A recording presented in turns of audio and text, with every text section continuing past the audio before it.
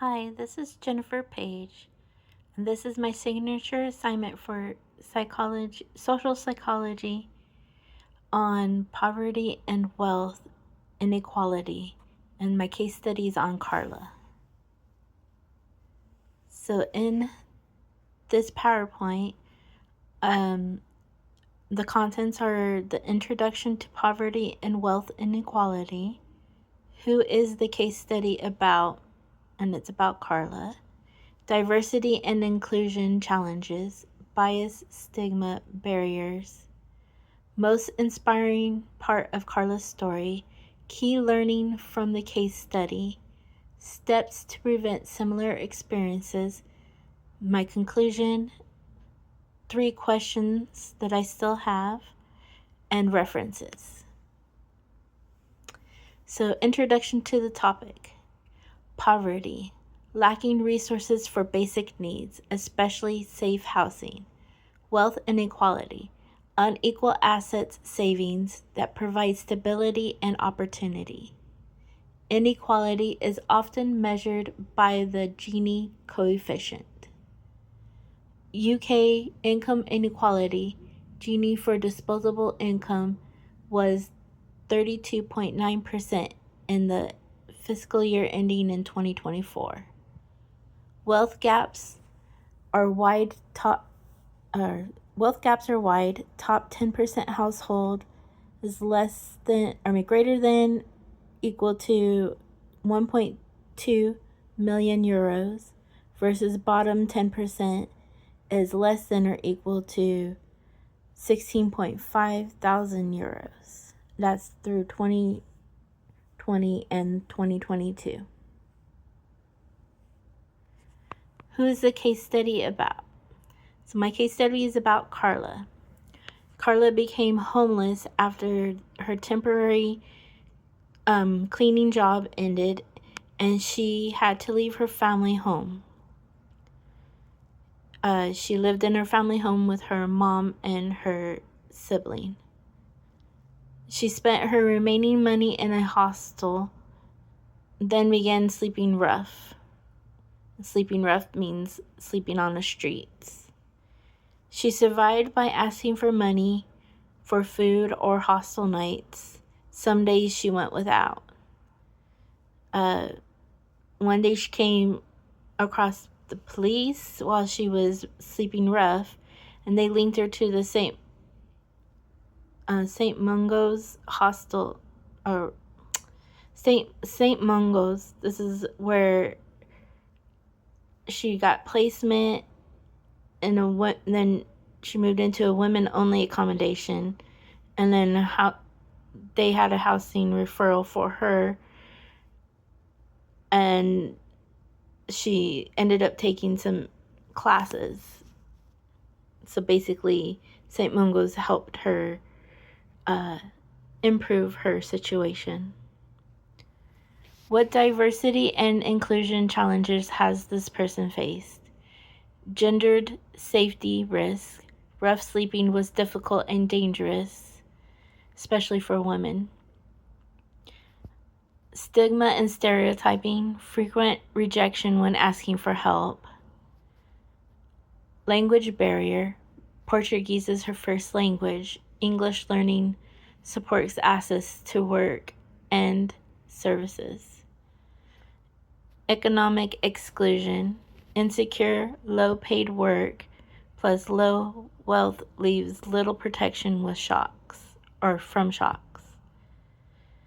Bias and prejudice can shape how people are treated in public spaces and service systems. What is the most impressive, surprising, inspirational part of this person's story? Well, I found a lot of her story was very inspirational and impressive. So these are some of the key things I took away. Resilience and hope after years of homelessness. She describes gratitude and faith when she reached safety. Building independence, enjoying having keys, cooking and preparing to manage bills and routine in her own home.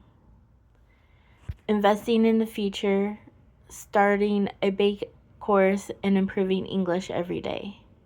Finding community through women-only accommodation, like being around family. They became her support system. What is one important thing you learned by researching this person's story? Homelessness can be a rapid chain reaction. Insecure work plus loss of housing plus low savings can escalate quickly. Wealth inequality matters because wealth acts like a shock absorber. At the bottom, there's little to fall back on. So timely referrals and supportive accommodation can interrupt the cycle and restore stability. Rough sleeping remains a serious issue, and in England in 2024, December, they estimated 3,375 people sleeping rough on a single night, and over 7,500 in the month. What steps can be taken to ensure that people do not have a similar experience in the future? Prevention and safety nets, rapid hardship grants, adequate benefits, and support for people leaving family homes. Affordable housing, expand social affordable supplies, strengthen eviction prevention and tenancy sustainment. Specialist models, housing first, put women-only accommodations for safety and stability. Inclusion, language support, trauma-informed care, and clear pathways to job skills. Reduce stigma plus coordinate referrals across police, local authorities, and charities.